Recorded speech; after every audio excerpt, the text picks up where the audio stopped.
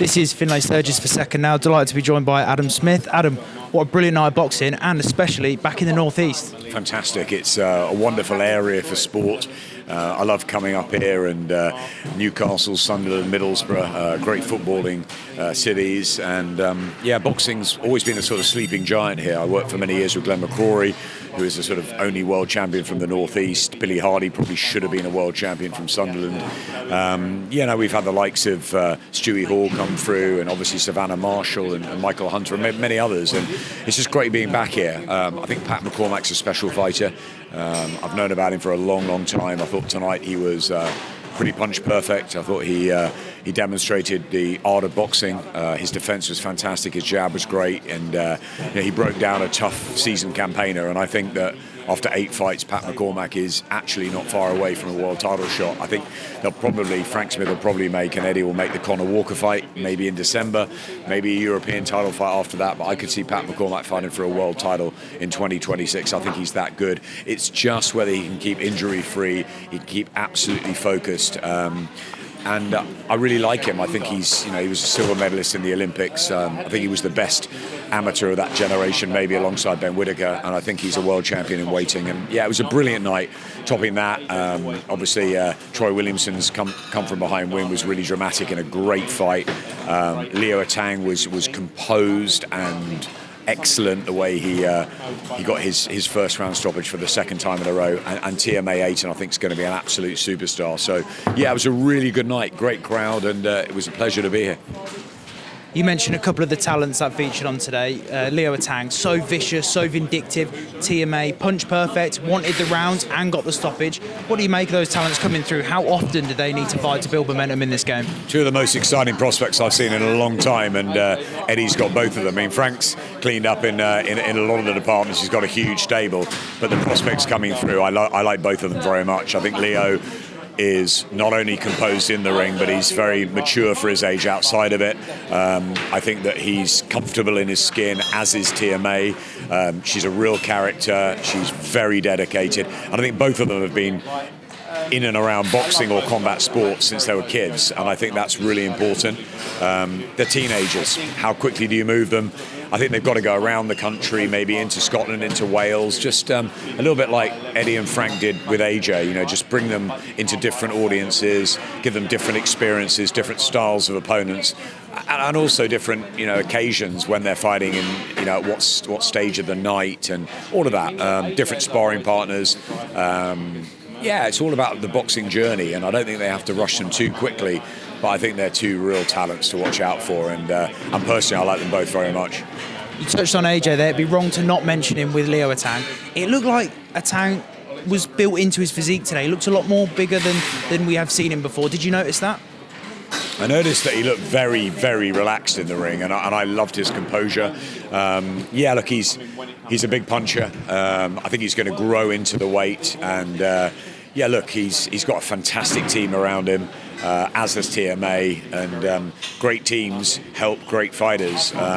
They both shone in the amateurs. It doesn't mean they're necessarily going to be superstars in the pros, but I think we'll be talking in 5 or 6 years' time of some very successful title wins for both of them. I think TMA will win world titles, and I think Leo Atang has got a huge amount of talent and pedigree and maturity and likability outside of the ring to I don't think anyone's going to be AJ, but I think we've got a really, really exciting heavyweight talent on our hands, and obviously we've got one slightly further down the road in Moses Atalma, so the British boxing's in a really good place. Seems like Pat McCormack, he's got to stay fit, but that was certainly the acid test today. A tough Mexican for the world title eliminator. How do you think he gets on moving forward? I really like Pat. I think he's got terrific fundamentals. I think his pedigree's excellent. I was talking to Sonny Edwards, who's known the McCormacks for years, and he said that Pat and Luke they don't only love boxing, they love fighting. So he's got no doubt that he could beat Rolly Romero tomorrow. That's what Sonny was saying to me, and I think that Pat probably needs a little bit more experience. It's 8-0 tonight. I thought it was a brilliant performance against a tough campaigner who I thought just was looking little bit distressed at times, and if you're not having any success in there or limited success, it's got to be hard. And I thought McCormack was fantastic the way he executed Ben Davis and Lee Wiley's plan. And look, if he keeps listening, if he keeps injury free, I'd like to see him out before Christmas.